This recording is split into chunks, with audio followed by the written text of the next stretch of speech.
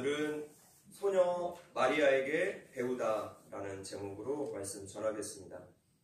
오늘은 2000여 년 전에 예수님께서 이 땅에 아기의 몸으로 오심을 기억하고 또 감사하면서 다시 한번 우리의 신앙에 겸손을 결단하는 성탄절입니다. 매년 맞이하는 이 성탄절을 통해서 우리가 다시 오실 예수님을 기다리면서 살아가는 성도들의 어떠해야 하는가 더 깊이 묵상할 수 있는 시간이 되는 것이죠. 이것이 성탄절이 이 시대의 성도들에게 주고 있는 적용이라고 할 수 있겠습니다. 오늘 설교는 팀켈러 목사님의 예수라는 책을 참고해서 재해석했습니다. 아주 오래전에 나 혼자 산다라는 TV 프로그램에 그룹 2PM의 멤버 장우영 씨가 게스트로 나와서 하루의 삶을 공개한 적이 있었습니다. 장우영 씨가 마지막 인터뷰에서 이런 말을 합니다. 독립한 지 7년이 지나니까 이제서야 나에게 신경을 쓰는 것이 무엇인지를 알았습니다. 그동안 나에게 참 무심하게 살았구나를 깨달았습니다. 그의 이야기 속에서 저는 영적인 교훈을 한 가지 발견했습니다. 사람들이 자신을 돌아보지 않고 자신에게 무심할 수밖에 없는 이유는 그럴 능력이 없기 때문입니다. 나 자신이 진짜 어떤 존재인지를 정확하게 볼 수 있는 것은 우리 인간 스스로의 힘으로는 절대로 불가능합니다. 그래서 인간은 본질적으로 자기 자신에게 참 무심할 수밖에 없는 것이죠. 우리 인간에게는 반드시 외부의 도움이 필요합니다. 그래서 하나님께서 우리를 도우시려고 이 땅에 아기의 몸으로 오신 것이죠.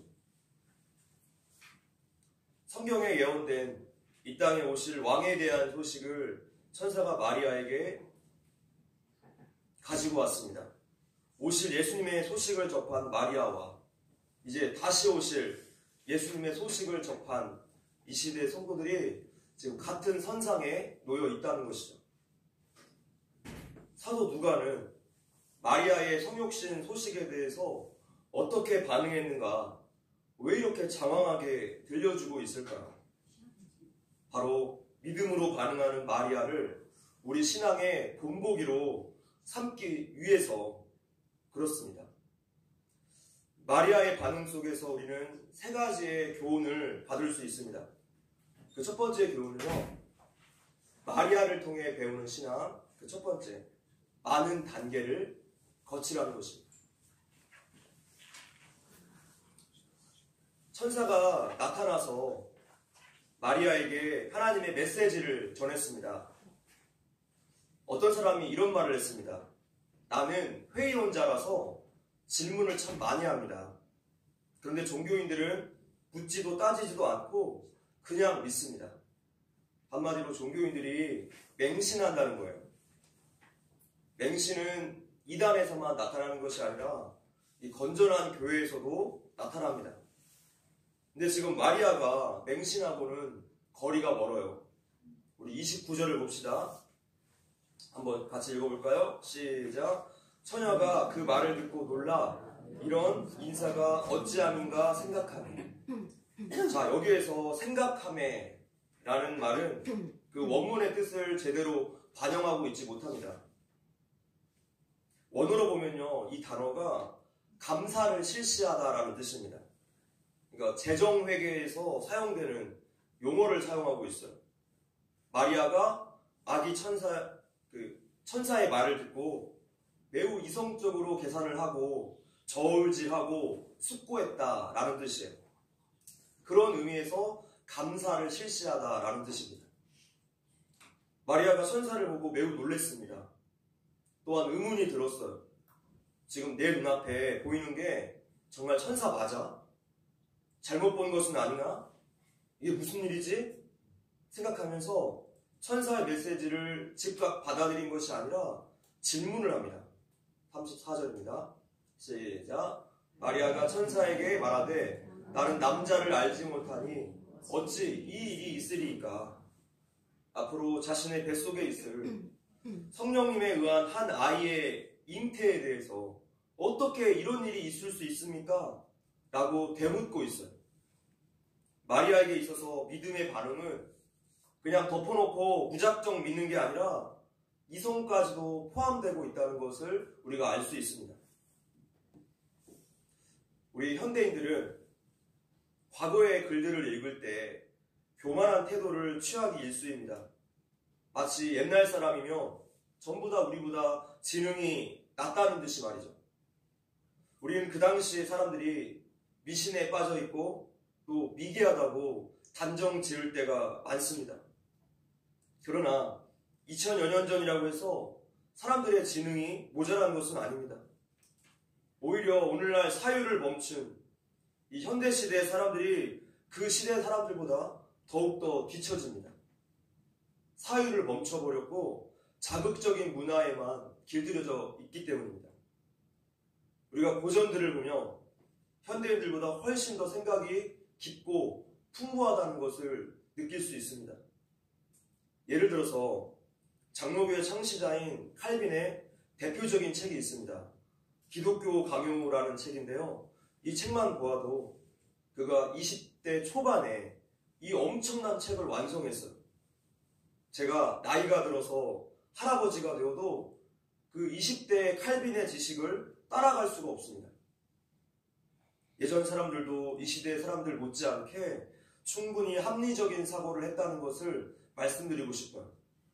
마리아는 합리적인 사람이었습니다. 천사가 나타나서 말을 건다며 우리도 마리아와 똑같은 반응을 할 것입니다. 왜냐하면 우리는 이 초자연적인 세계를 믿지 않도록 문화적으로 교육을 받아왔기 때문이죠. 특히 과학의 발달은 더욱더 이러한 경향을 부추깁니다. 유대인들도 마찬가지죠.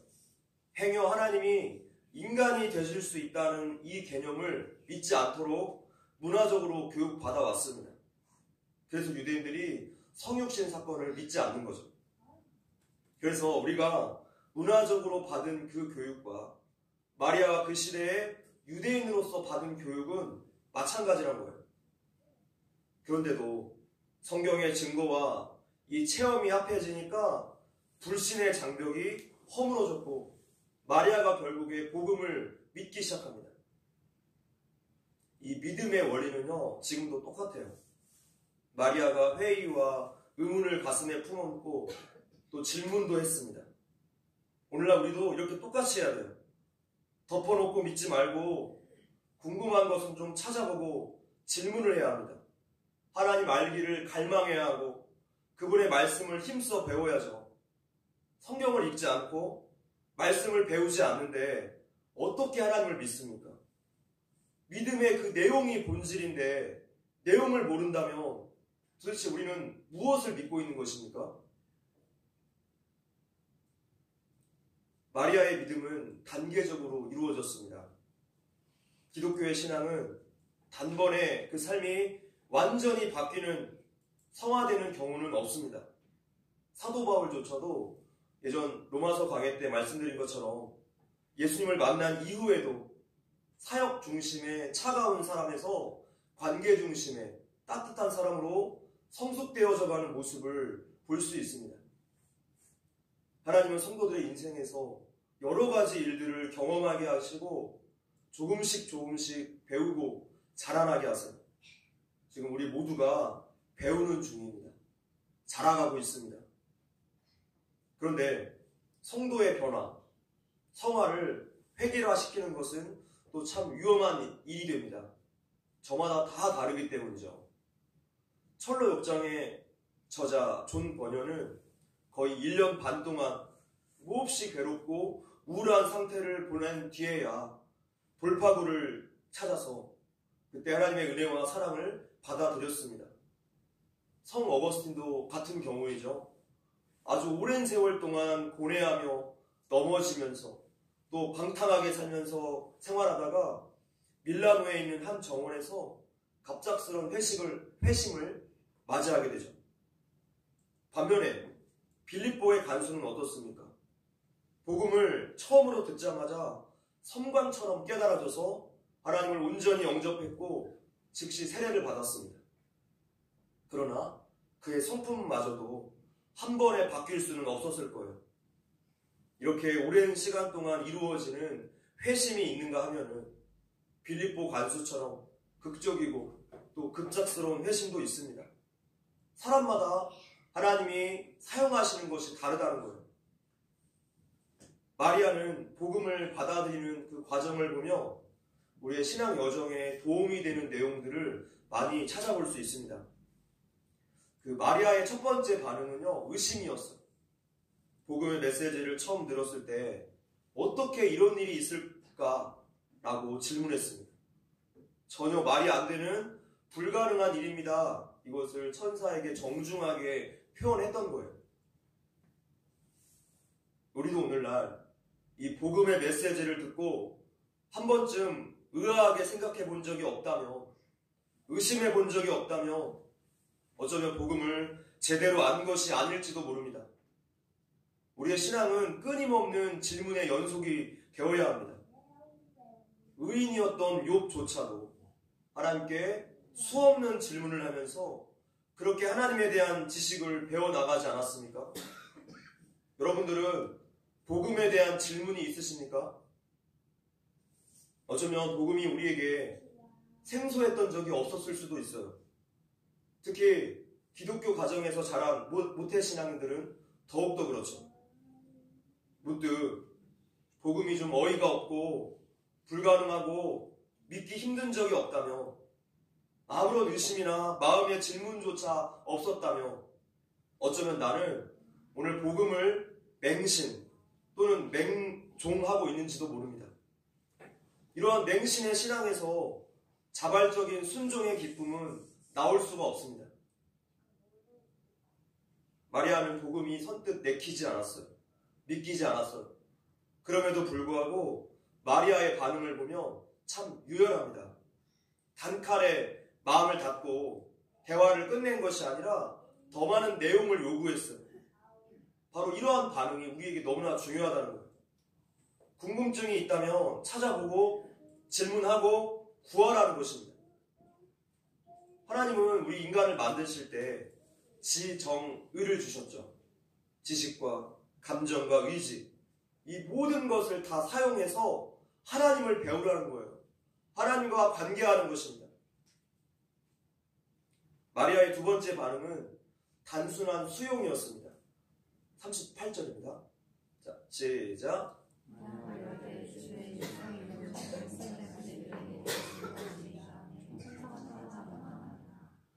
무슨 뜻입니까? 아직 다는 모르겠지만 제 힘껏 따르겠습니다. 라는 의미예요. 이런 반응은 회심의 과정에서 아주 중요한 위치에 있습니다.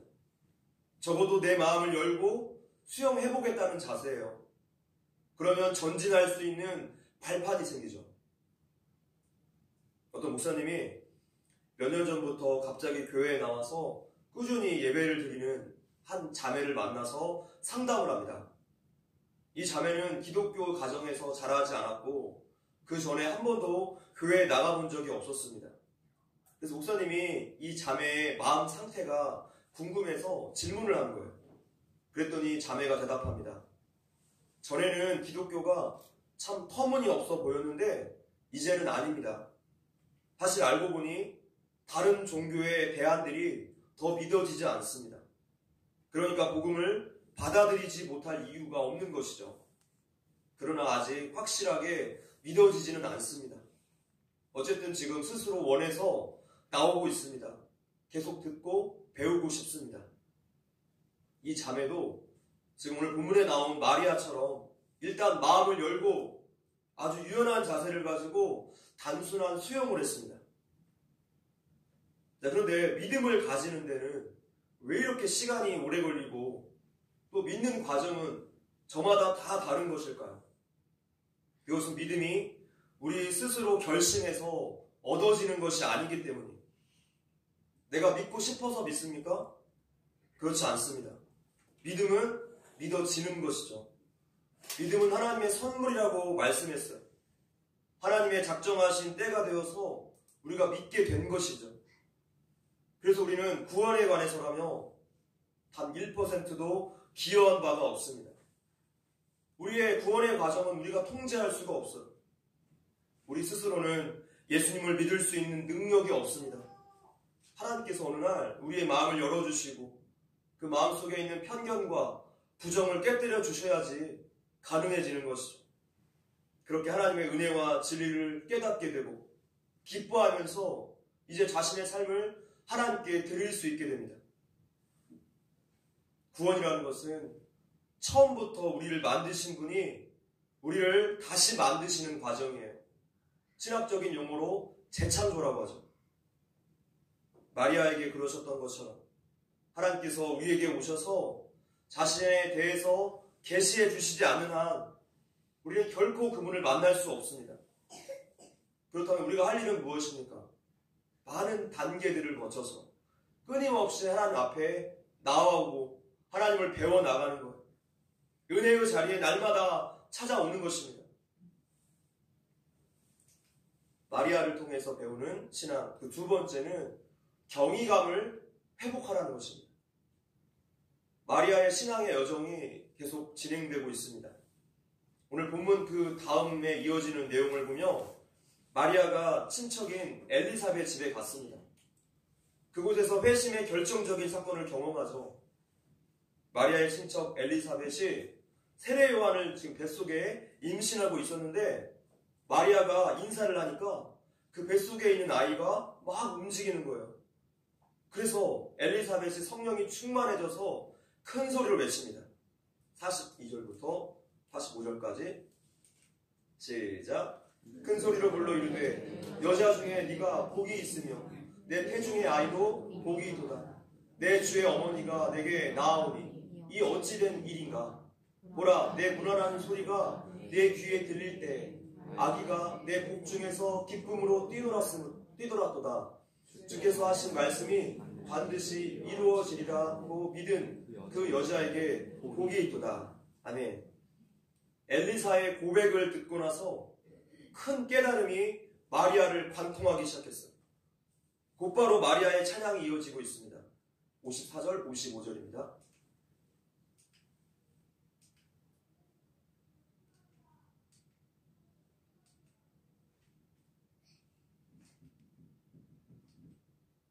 네, 54절, 55절. 시작.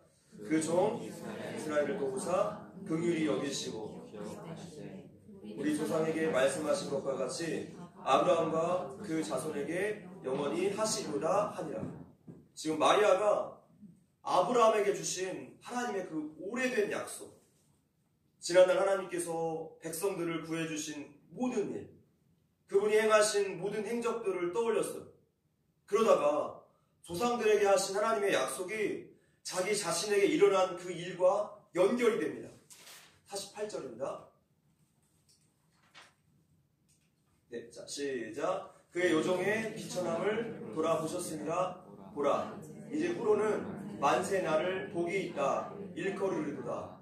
능하신 이가 큰 일을 내게 행하셨으니 그 이름이 거룩하시니. 하나님이 오랜 세월 동안 이 날을 준비해 오셨고 드디어 평범하고 가난한 10대 미혼 소녀를 통해서 이제 세상을 구원하려고 하십니다. 이제 마리아는 의지로 순복하고 감정으로 기뻐하고 지식으로도 충만해졌습니다. 결국에 믿음이라는 것은 지식과 감정과 의지, 이 전체를 골고루 아우르고 있어요. 어느 한쪽으로만 치우치며 굉장히 이상한 신앙인으로 바뀌게 됩니다. 지금 마리아의 고백에는요, 하나님을 향한 이 기쁨과 경이감이 잔뜩 들어있어요. 마리아의 상황이 지금 너무나 특별한 것이긴 하겠지만 우리도 그리스도인이라는 사실에 놀라고 감사해야 합니다. 내가 하나님을 믿고 그분의 백성이 된 것에 대해서 경이감이 있어야 합니다. 오늘날 모든 그리스도인은 마리아와 같아요. 흠 많고 미천한 죄인에게 하나님께서 구원의 이 엄청난 선물을 주셨으니 우리도 마리아와 똑같은 충격에 휩싸여야 합니다. 많고 많은 사람들 중에 그 중에 하필 나를 선택하시고 나를 사랑하시고 나를 받아주셨구나. 나를 통해서 이루시려는 하나님의 계획이 있으시구나. 라는 이 경이감이 모든 그리스도인들에게 있어야만 합니다. 오늘 우리에게 이러한 경이감이 있습니까? 이러한 경탄과 감사가 있으십니까? 마리아의 찬양을 보면서 구원의 감격을 어느덧 다 잃어버리고 형식적으로 변해가는 우리의 모습들을 회개해야 할 것입니다. 구원의 감격, 마리아가 느낀 이러한 경이감과 감사를 계속해서 느끼면서 사는 성도야말로 복음의 정수를 깊이 깨달은 성도라고 할 수 있겠습니다. 그저 교회에 나가서 예배 드리고 또 성경이 가르쳐주는 어떤 특별한 생활 방식으로 살아가는 것이 신앙의 전부라고 생각한다면 신앙생활 가운데 감격하거나 또 이렇게 경이감을 느끼는 것은 경험하지 못하게 될 것입니다.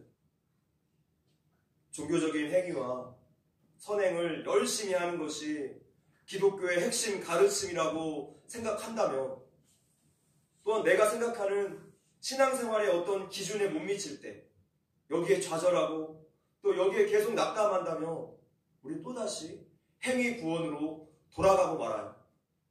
다른 종교의 구원관에서 아직도 벗어나지 못하고 있다는 것이죠. 기독교는, 복음은 내가 해야 할 일이 아니라 하나님께서 우리를 위해 행하신 그 일에 집중하는 거예요. 십자가의 은혜를 날마다 묵상하는 것이죠. 그럴 때 우리 안에 경이감이 회복됩니다. 구원받은 성도들은 반드시 이 경이감을 회복해야만 할 것입니다. 세 번째, 마리아를 통해 배우는 신앙, 창조주께 순복하라는 것입니다. 다시 마리아의 유명한 고백으로 돌아가 봅시다. 38절입니다. 시작. 마리아가 이르되 주의 여종이오니 말씀대로 내게 이루어지이다 하매 천사가 떠나가니라. 이 순종의 고백에서 우리가 배워야 할 점이 있습니다. 마리아의 순종의 고백은 하나님을 아는 지식에 근거하고 있어요. 저는 주님의 종입니다 라는 이 고백은 하나님에 대한 지식과 또 그것에 대한 인정에 근거를 두고 있죠. 지구에서 태양까지의 거리 1억 5천만 킬로미터가 예를 들어서 이 종이 한 장의 두께라고 친다면 지구에서 가장 가까운 별의 거리는 이 종이를 21m 쌓아놓은 거리라고 말합니다. 은하수의 지름은 이 종이를 480km쯤 쌓아놓은 거라고 말합니다. 우주의 은하계가 헤아릴 수 없이 많고 하나님께서 그 능력의 말씀으로 이 모든 우주 만물을 붙들고 계심을 인정한다면 그런 높으신 하나님을 우리 삶의 조수나 도구, 부귀 영화를 위한 수단 정도로 감히 삼을 수 있겠습니까? 예전 오후 찬양 예배 설교 시간에 존재와 보존이라는 영역에서 그 골디락스 존을 설명한 적이 있습니다. 한 소녀가 곰 가족이 산책을 나간 사이에 그 집에 들어갑니다. 집을 난장판을 만들어 놓는 거예요. 엄마 곰이 그 냄비에다가 죽을 끓여 놓았는데 하나는 너무나 뜨거워서 또 하나는 너무 식어서 차가웠기 때문에 먹다가 뱉어버렸어요. 세 번째 죽은 뜨겁지도 차지도 않은 아주 적당한 온도의 죽이라서 이것을 먹고 침대에 누워서 잠이 들어버립니다. 자, 여기에서 이 골디락스 존이라는 말이 나왔습니다. 주로 우주과학에서 사용되는 용어예요. 사람이 잘 살 수 있는 적당한 곳. 이렇게 지구처럼 인간이 살기에 적합한 환경은 매우 까다로운 조건을 충족해야 하죠. 태양과의 거리도 적절해야 하고 자전과 공전, 또 공기에 그 호흡하기에 참 적당해야 하고 물도 있어야 하고 너무 뜨겁거나 너무 추워서도 안 됩니다. 이 모든 조건이 다 맞아 떨어져야지 생명체가 살 수가 있는데 이 모든 조건이 우연으로 맞아 떨어진다는 것은 전혀 설득력이 없습니다. 이 땅은 인간이 살기에 적합하도록 하나님께서 세밀하게 만들어 놓으신 골디락스 존이기 때문이에요. 온 우주 만물이 하나님께서 우리 인간을 사랑하셔서 인간을 위해 만드신 거라고 성경은 증언하고 있습니다. 물질은 분자로 구성되고, 분자는 원자로 또 구성이 되어 있고, 원자는 핵과 전자로 구성됩니다. 이렇게 계속 잘게 쪼개지고 또 쪼개져요. 여러분이 앤트맨이라는 영화를 보셨다면 이해가 쉬울 거예요. 이렇게 잘게 쪼개지고 쪼개지는 이 작은 물질들이 왜 오늘 이러한 형태로 뭉쳐져 있는가 하며, 이것은 E는 MC2라는 물리 법칙이 작동하고 있기 때문이라고 말합니다. 만약 하나님께서 이 물리 법칙을 해제해 버리신다면 인간과 세상은 금세 다 무로 돌아가 버려요. 영화 어벤져스에서 타노스가 손가락 한번 튕기며 모든 존재가 아침 안개와 같이 사라지는 것처럼 말이죠. 내가 현재 이렇게 살아있고 이렇게 존재하고 유지되고 있는 것이 당연한 것이 아니라 하나님의 은혜라는 것을 알아야 합니다. 하나님이 정말로 그런 창조주이심을 믿는다면 어떻게 우리가 하나님을 우리 삶의 주권자가 아니라 인생의 자문위원 정도로, 램프의 진위 정도로 대할 수 있겠습니까?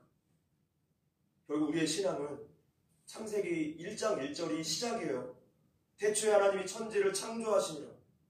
이 말씀을 진정으로 받아들이고 이 말씀을 진정으로 통과한다면 그 다음은 일사천리가 되는 거죠. 마리아는 자신의 뜻을 하나님께 다 내어 맡겼습니다. 틀림없이 마리아도 고민이 되었을 거예요. 지금 천사의 이야기대로라면 곧 아기를 낳을 텐데, 설령 남편 요셉이 곁에 있다 하더라도 사람들은 속으로 계산을 할 것이 분명합니다. 아니, 정혼기간에 임신을 해? 당시의 문화로서는 상상도 할 수 없는 일이죠. 작은 마을, 그 전통적인 가부장 사회에서 자신이 평생토록 사생아를 낳은 여자로서 손가락질 당하리라는 것을 마리아도 알았을 것입니다. 온 동네가 그녀를 조롱하게 될 것을 알았을 거예요. 앞으로 태어날 그 아기조차도 사생아로 비춰지리라는 것도 알았을 것입니다. 두렵고 불안한 미래가 그려지지 않았겠습니까? 지금 그런데도 마리아가 주의 여종이오니라고 고백하고 있어요. 마치 아브라함의 그 믿음과도 같습니다. 합독하겠습니다. 시작. 믿음으로 아브라함은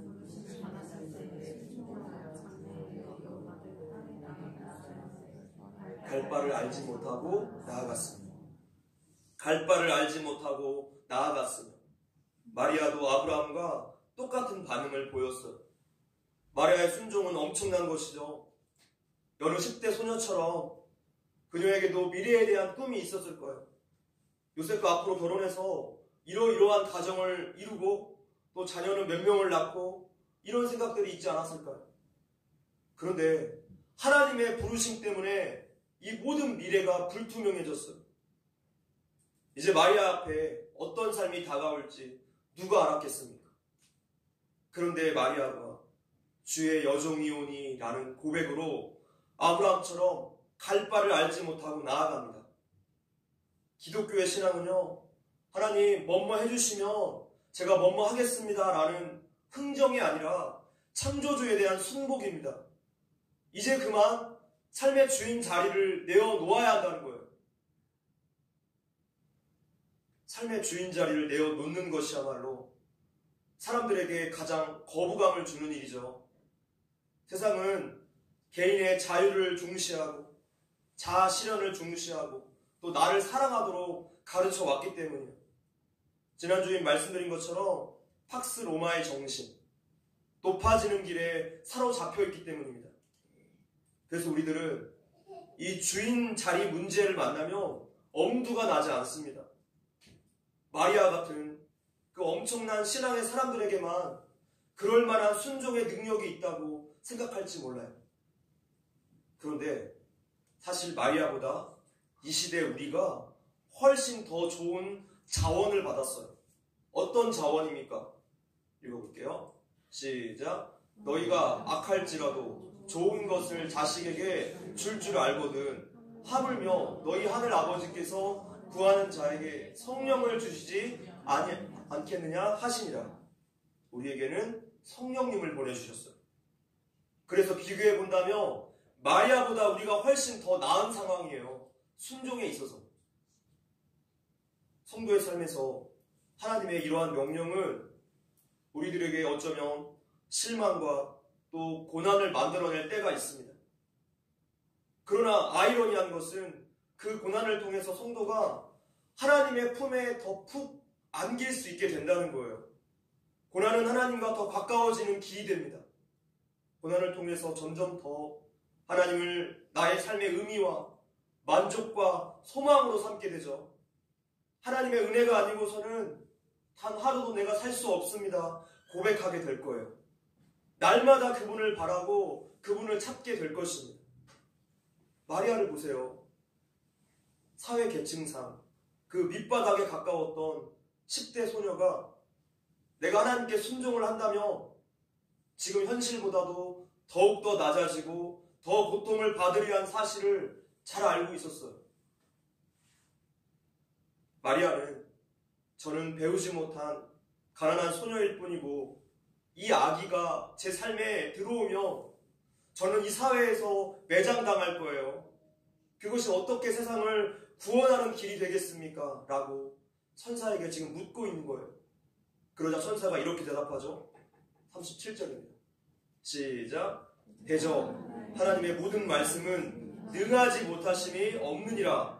하나님의 말씀은 결코 실패하는 법이 없습니다. 천사의 이 말이 옳았는가 틀렸는가 성경의 역사를 통해서 입증이 되었죠. 하나님은 우리의 창조주이시고 구원자이심을 인정한다면 우리는 주인 자리를 내어놓아야 합니다. 나를 십자가에 못 박는 일이 우리 매일의 삶 속에서 계속 이루어져야 돼요.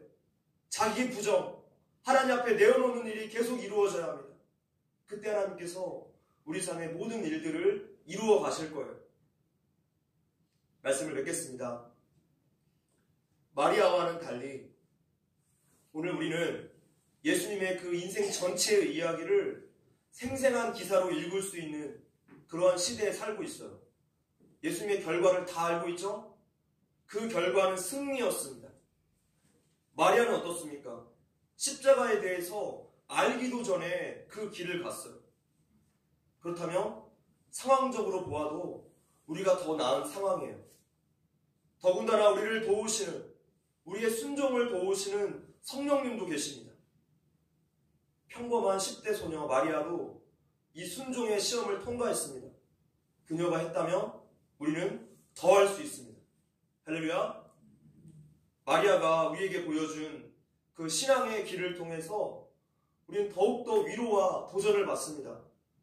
갈 바를 알지 못하고 나아갔던 아브라함처럼, 마리아처럼 우리도 다시 오실 예수님을 맞이하는 준비된 신부로서 살아가시기를 주님의 이름으로 축원합니다. 이 시간 주만 바라볼지라 함께 찬양하겠습니다.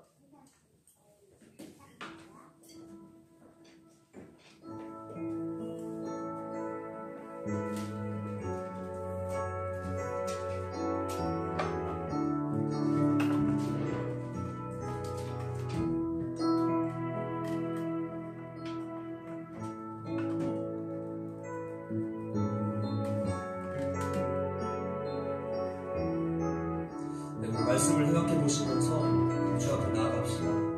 하나님, 우리가 힘써 주님을 알기 원합니다.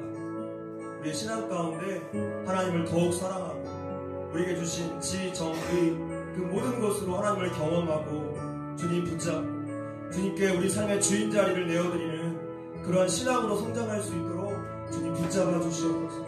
날마다 주님 바라보고 주님 가까이 나아갈 수 있게 하여 주시옵소서. 우리 이러한 결단과 또 기도 제목으로 주 앞에 나아갑시다. 하나님 사랑하는 자, 하나님은 평안을 바라보는 자, 너의 모든 것 창조하신 우리 주님, 너를 사랑하시는 자.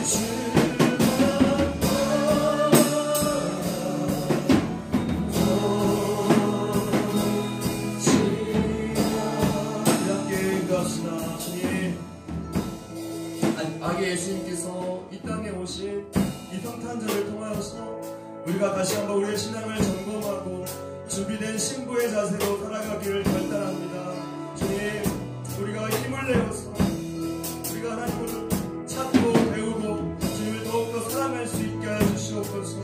주님의 거룩한 신부로서 하나님, 우리가 단장하며 살게 하여 주시옵소서. 우리 함께 기도하겠습니다.